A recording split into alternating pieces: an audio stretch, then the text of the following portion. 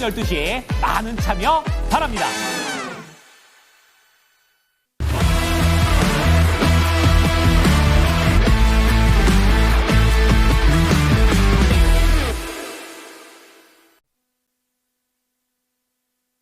네, 이슈 딥다이브 들어가겠습니다. 위즈웨이브의 이권희 대표 나와주셨고요. 퍼스트프라임 리서치 손여루 팀장 함께하겠습니다. 어서 오십시오. 네, 안녕하십니까.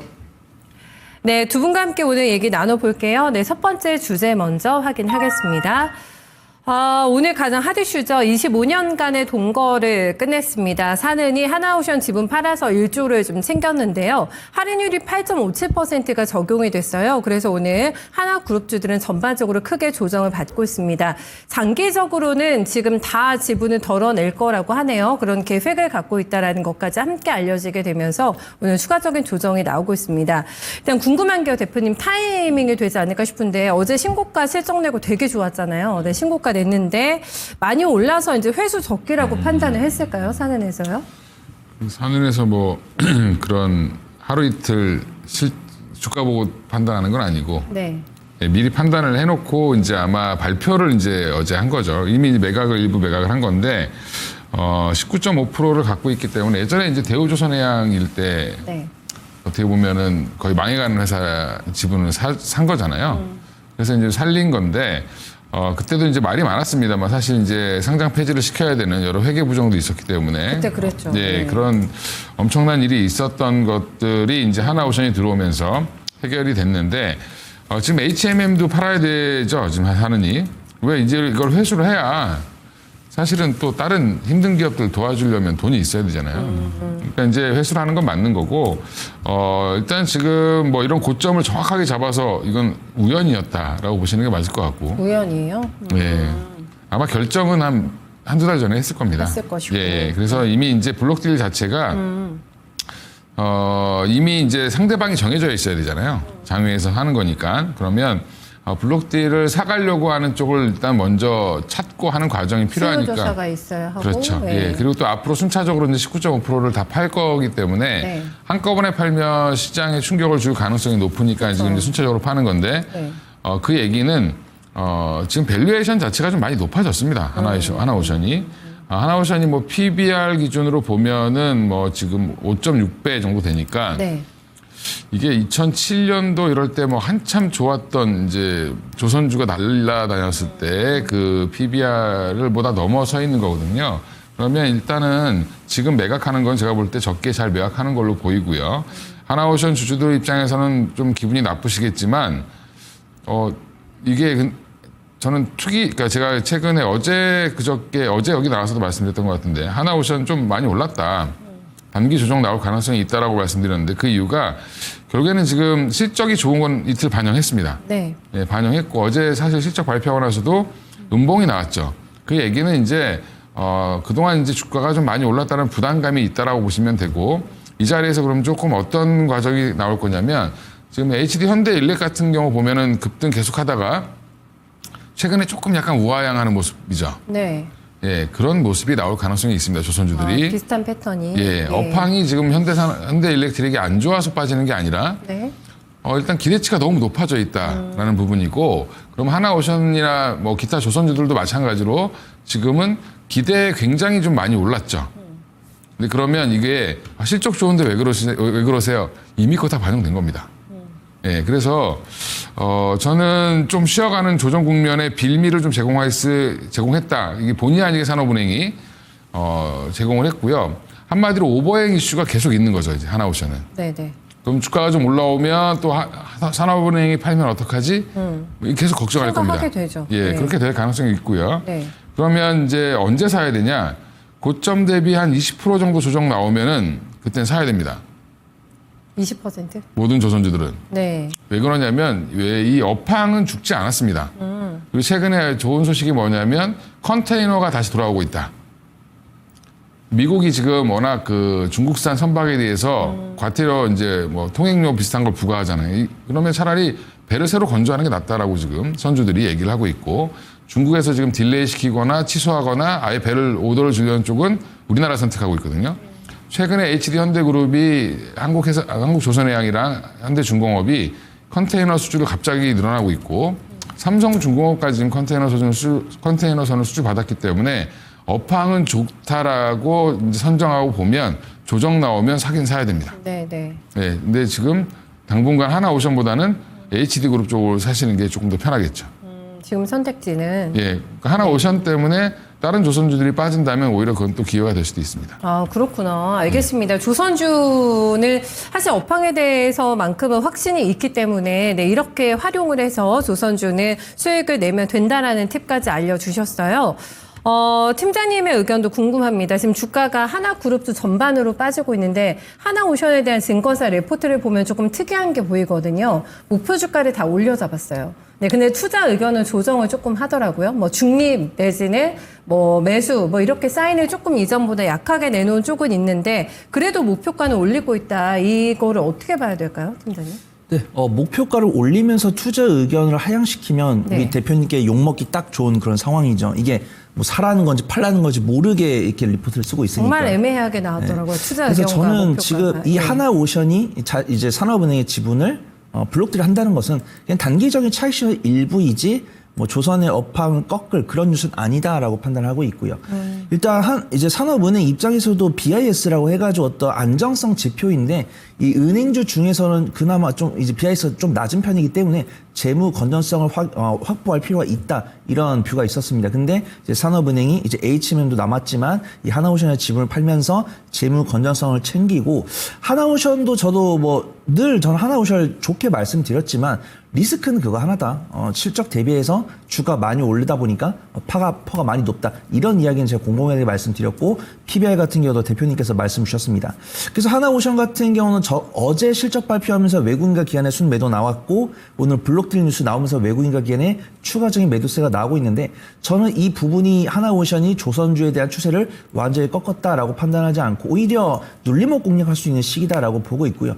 이 하나오션을 중점적으로 말씀을 드리고 있지만 하나오션을 보유한 주주분들께는 조금 아쉽지만 하나오션을 매수하지 못했던 분들께는 오히려 기회가 올 거다 이렇게 판단하고 있습니다. 그래서 하나오션을 보유하신 분들은 매도하는 게 맞죠. 매도했다가 다시 사는 게 맞습니다. 그 다음에 내가 수익권이 뭐 플러스 3% 수익 중인데 이 플러스 3%를 위협을 하고 있다. 더더욱더 대응을 해야 된다라고 판단합니다. 그래서 저는 오히려 하나오션이 이런 이슈 나오면서 외국인 가격의 매도세가 나오고 있으니까 하나그룹주가 아닌 다른 그룹주 위주로 먼저 관심을 가지시고 하나오션 같은 경우는 관심 종목이 넣어놨다가 외국인과 기관의 매도세가 그치고 다시 재차 들어올 때 그때 눌림목 공략을 해보는 게 좋을 것 같다. 그렇게 평가를 하도록 하겠습니다. 네, 두 분께 함께 여쭤보고 싶은 거는 그 대신이 제일 높게 주고 있는 것 같아요. 전 증권사관들 목표 주가 10만 원 냈고 다른 데는 올렸다는 게 8만 원 후반대, 9만 원 초반대 올린 가격이 이제 목표 주가 그런데 어제 나온 신고가가 9만 7천 원대잖아요.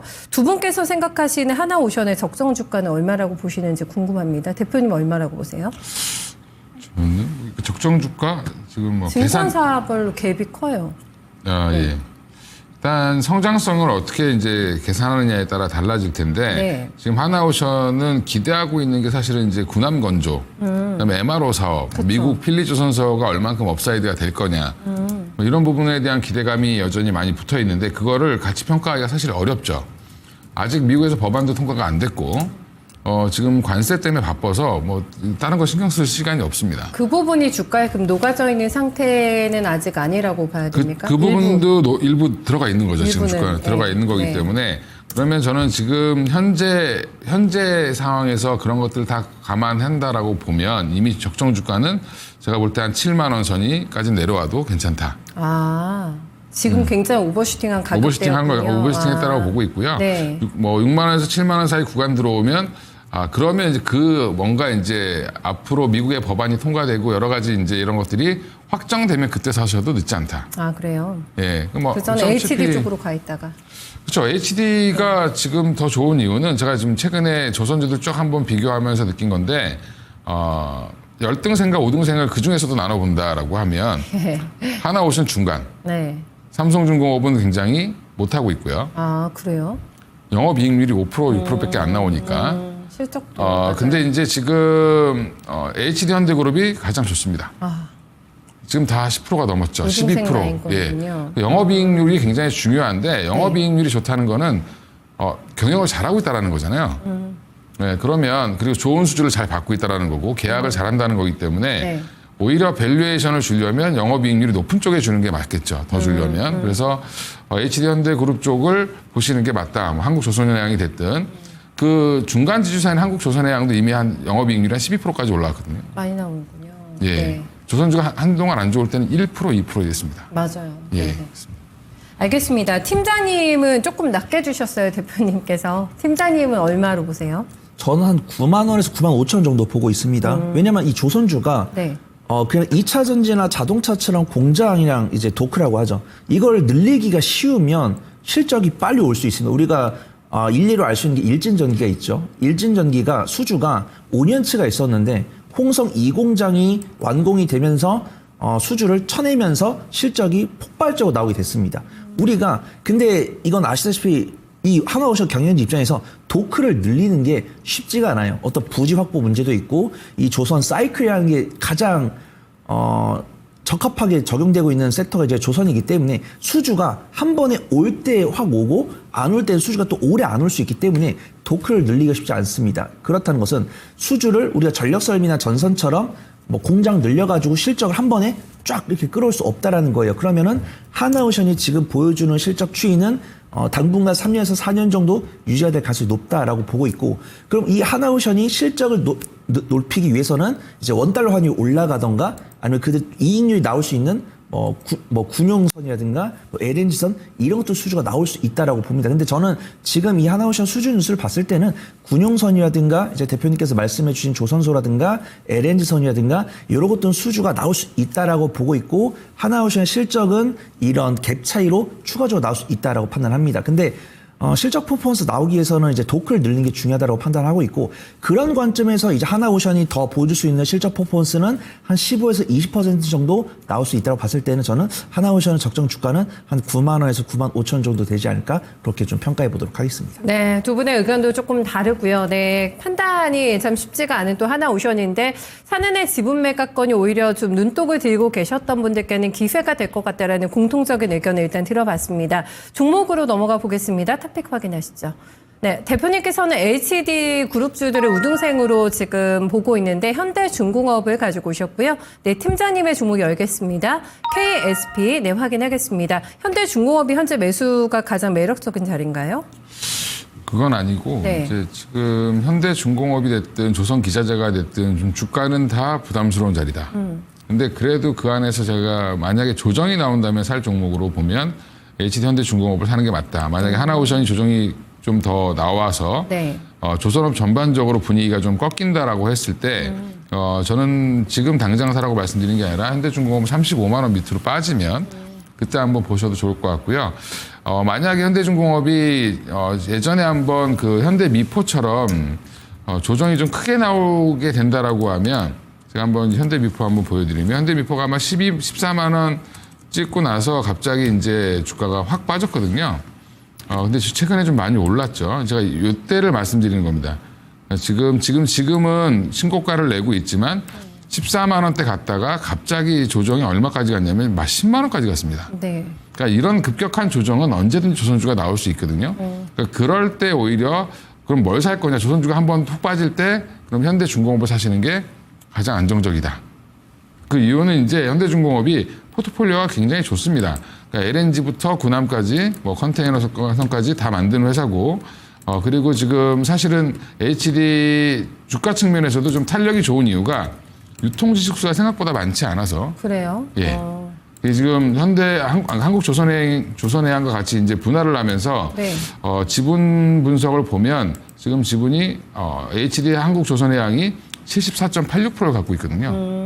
그 얘기는 유통주식수가 한 20%밖에 안 된다라고 생각하시면 오히려 올라갈 때는 굉장히 탄력적으로 올라갈 가능성이 있고 조정도 급하게 나올 수 있으니까 오히려 지금 대장을 보자. 그러면 얼마까지 저는 한 30만 원은 깨진 않을 걸로 보고 현대미포처럼 급격한 조정은 안 나올 걸로 보고요. 한 35만 원을 일시적으로 깬다라고 하면 충분히 한번 재도전해 보셔도 좋다라고 말씀드리겠습니다. 네, 그래서 기회 주면 얼마 정도에 팔면 될까요?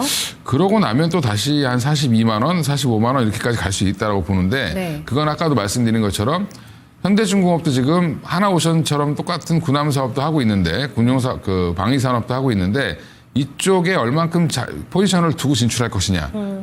이건 아직도 여전히 좀 미지수고 하나오션은 지금 필리조선소를 인수했지만 HD 현대중공업은 현지에 있는 조선소랑 지금 MOU를 맺고 있거든요. 근데 그게 나중에 MOU에서 인수로 확대될 가능성도 있다라고 보면 그 뉴스까지 나오게 되면 추가적으로 한 50만 원까지도 갈 가능성이 있다고 보고 있습니다. 많이 열려 있습니다. 위쪽으로요. KSP도 봐주세요. 기자재가 좀 더 낫나요? 네. 우선 저는 단기적인 변동성을 선호를 하고 앞에서 말씀드린 것처럼 하나오션이 바닥을 다질 때까지는 다른 대체 종목을 보자라고 말씀드렸고 저도 이제 대체 쪽은 이제 HD 현대 쪽을 보고 있습니다. 그래서 HD 현대에다가 주로 피팅 밸브를 납품하고 있는 KSP를 보려고 하고 있고요. KSP 같은 경우는 이제 조선에다가 방산 모멘텀 두 가지를 갖고 있습니다.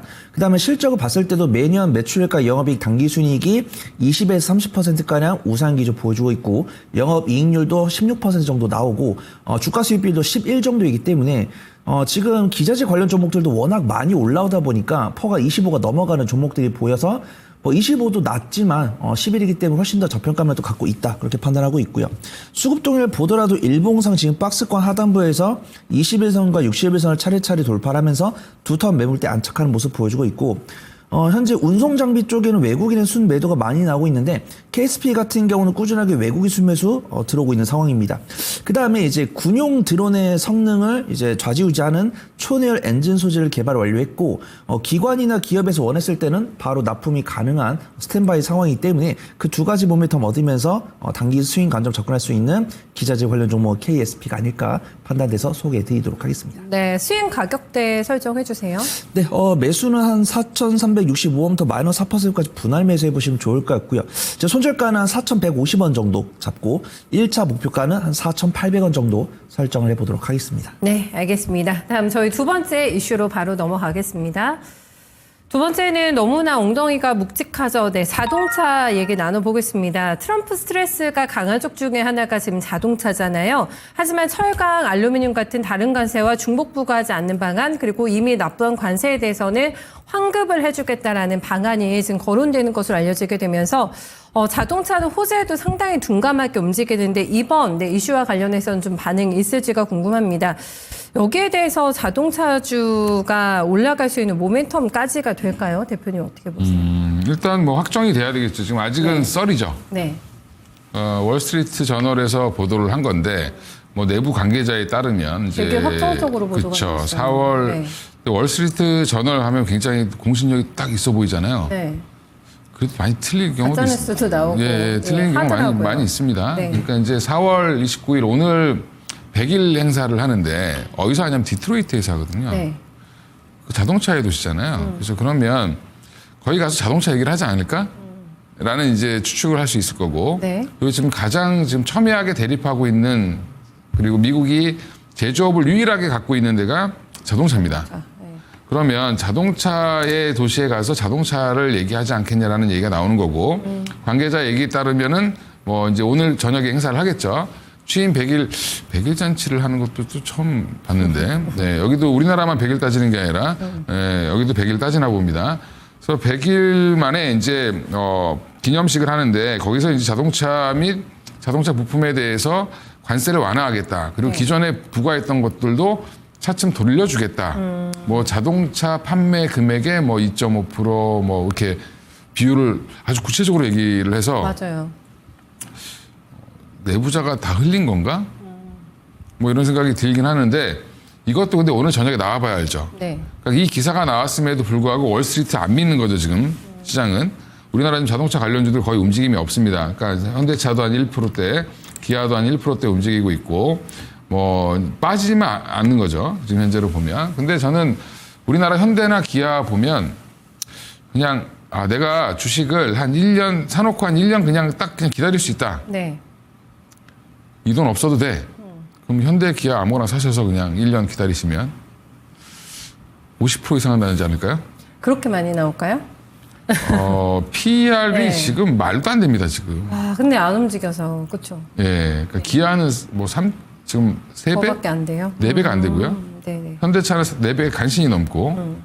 그러면 이제 너무 지나치게 우려가 많이 반영되어 있다, 주가에. 지금 현대 기아는 현대차 같은 경우는 한 30만 원대는 가 있어야 되는 회사고 네, 네. 기아도 적어도 한 15만 원대는 가 있어야 되는 회사거든요. 근데 지금 주가는 너무 저평가되어 있다라는 부분. 그다음에 제가 몇 번 말씀드렸는데 현대차에 지금 아무도 주목 안 하고 있는 보스턴 다이내믹스 지분 갖고 있잖아요. 네. 현대모비스도 갖고 있고 현대차도 갖고 있고 정의선 회장, 부회장도 많이 갖고 있습니다.